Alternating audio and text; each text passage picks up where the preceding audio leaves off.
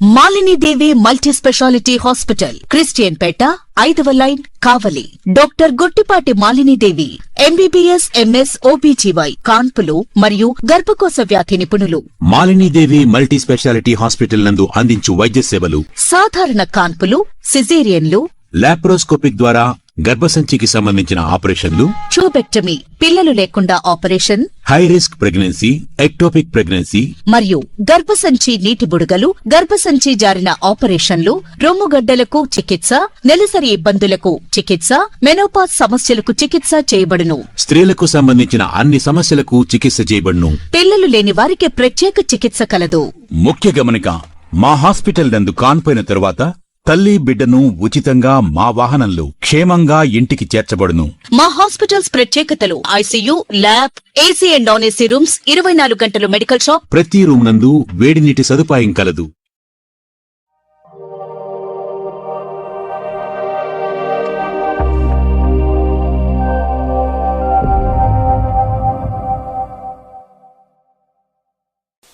Welcome to CMD news. నా పేరు కామాక్షి. ముందుగా నేటి వార్తా విశేషాలు. అంగన్వాడీలు ఎదుర్కొంటున్న సమస్యలు పరిష్కరించాలని, కేంద్ర ప్రభుత్వం తీసుకొచ్చిన 4 లేబర్ కోడ్లను రద్దు చేయాలని, పెరుగుతున్న ధరలకు అనుగుణంగా జీతాలు పెంచాలని, కనీస వేతనం 26,000 రూపాయలు ఇవ్వాలని, ఉద్యోగ భద్రత కల్పించాలని, తల్లికి వందనంతో పాటు ప్రభుత్వ సంక్షేమ పథకాలు అంగన్వాడీలకు అమలు చేయాలని డిమాండ్ చేస్తూ ఈ నెల 23, 24 రాష్ట్ర వ్యాప్త ఆందోళనలో భాగంగా 2వ రోజు మంగళవారం ధర్మవరం శ్రీ సత్యసాయి జిల్లా ఐసీడీఎస్ ప్రాజెక్టు కార్యాలయం ఎదుట రిలే నిరాహార దీక్షలను ఈ రోజు నిర్వహించారు. ఈ సందర్భంగా anganwadi workers and helpers union జిల్లా నాయకులు సరస్వతి, చంద్రకళ, సిఐటియు జిల్లా ఉపాధ్యక్షులు ఆయుబ్ ఖాన్, జేవి రమణ మాట్లాడుతూ గత 42 రోజుల సమ్మె సందర్భంగా ఈ రోజు ప్రభుత్వంలో ఉన్నటువంటి పెద్దలు సమ్మె శిబిరాల వద్దకు వచ్చి అంగన్వాడీల సమస్యలు పరిష్కరిస్తామని హామీ ఇచ్చారని, ఆ హామీలను అమలు చేసేందుకు కృషి చేయాలని డిమాండ్ చేశారు. రోజు రోజుకు అంగన్వాడీలపై పనిభారం పెంచుతున్న ప్రభుత్వాలు జీతాలు పెంచేందుకు ఏమాత్రం సిద్ధపడడం లేదని ఆవేదన వ్యక్తం చేశారు. ఇప్పటికైనా అంగన్వాడీలకు జీతాలు పెంచాలని, అర్హత కలిగిన మెయిన్ వర్కర్స్ ను సూపర్వైజర్ గా ప్రమోట్ చేయాలని, అంగన్వాడీ సెంటర్లలో మౌలిక సదుపాయాలు కల్పించాలని డిమాండ్ చేశారు. ఈ సమస్యల పరిష్కారంకై ఐసీడీఎస్ ప్రాజెక్ట్ డైరెక్టర్ కార్యాలయం ఎదుట, జిల్లా కలెక్టర్ కార్యాలయం ఎదుట నిరాహార దీక్షలు నిర్వహిస్తామని, అనంతరం మార్చి 2న విజయవాడలోని అలంకార్ సెంటర్లో మహాధర్నా నిర్వహిస్తామని తెలిపారు. ఈ కార్యక్రమంలో అంగన్వాడీ యూనియన్ నాయకులు, సెక్టార్ లీడర్లు, కార్యకర్తలు పాల్గొన్నారు. ఇందులో ముఖ్యమైన డిమాండ్స్: గత సమ్మె కాలంలో 42 రోజుల పాటు అంగన్వాడీ కార్యకర్తలు రాష్ట్ర వ్యాప్తంగా సమ్మెలోకి పోవడం జరిగింది. కాబట్టి అప్పుడు ఉన్నటువంటి ప్రతిపక్షంలో ఉన్నటువంటి కూటమి ప్రభుత్వం అప్పుడు హామీలు ఇవ్వడం జరిగింది. మా ప్రభుత్వం వస్తే మీ కోరికలు తీరుస్తాం, అదేవిధంగా మీకు వేతనాల్ని పెంచుతాం, అదేవిధంగా గ్రాట్యుటీ అమలు చేస్తాం అని చెప్పి చాలా రకాల హామీలు ఇవ్వడం జరిగింది.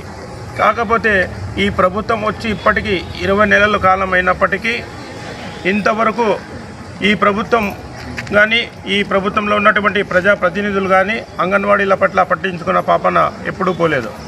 అందుకనే ఈ రిలే నిరాహార దీక్షల్ని చేపట్టడం జరిగింది. అదేవిధంగా ఈ నెల 26, 27వ తేదీల్లో జిల్లా సెంటర్లలో కూడా రిలే నిరాహార దీక్షల్ని చేపట్టడం జరుగుతుంది. అప్పటికి కూడా ప్రభుత్వం దిగిరాక, అదేవిధంగా ఏవైతే అంగన్వాడీ కార్యకర్తల హక్కుల కోసం పోరాడుతున్నారో వాళ్ళ సమస్యలను తీర్చని పక్షంలో ఈ రేపు నెల అంటే మార్చి 2వ తేదీ విజయవాడలోని అలంకార్ సెంటర్లో మహాధర్నాకు పిలుపునివ్వడం జరిగింది. అందుకోసమని రాష్ట్ర వ్యాప్తంగా అంగన్వాడీ కార్యకర్తలు ఆ యొక్క ధర్నాలో పాల్గొంటారు. అంగన్వాడీ కార్యకర్తలు మొత్తం మెయిన్ వర్కర్స్, హెల్పర్స్, అదేవిధంగా మినీలు అందరూ కలిసి అలంకార్ సెంటర్లో ధర్నాకు పిలుపునివ్వడం జరిగింది. కాబట్టి ఇప్పటికైనా ప్రభుత్వం ఏవైతే ప్రధాన సమస్య 26,000 రూపాయలు కనీస వేతనం ఇవ్వాలని ఈరోజు మనం అంగన్వాడీగా అడుగుతున్నామో ఆ యొక్క 26,000 రూపాయలని ఆ యొక్క 26 అమలు చేయాలి. అదేవిధంగా స్థానిక సమస్యలను పరిష్కరించాలి. అదేవిధంగా ప్రభుత్వ ఉద్యోగులుగా గుర్తించాలి. అదేవిధంగా తల్లికి వందనంతో పాటు ప్రజా సంక్షేమ పథకాలు ఏవైతే ఇస్తున్నారో అవి కూడా మా కార్యకర్తలకు ఇవ్వాలని చెప్పేసి ఈరోజు సిఐటిగా డిమాండ్ చేస్తున్నాం. అదేవిధంగా ప్రధానమైన సమస్య కేంద్ర ప్రభుత్వం తీసుకుని వచ్చినటువంటి 4 లేబర్ కోడ్లు ఏవైతే ఉన్నాయో ఆ యొక్క లేబర్ కోడ్లని రద్దు చేయాలని చెప్పేసి ఈ సందర్భంగా సిఐటిగా డిమాండ్ చేస్తున్నాం.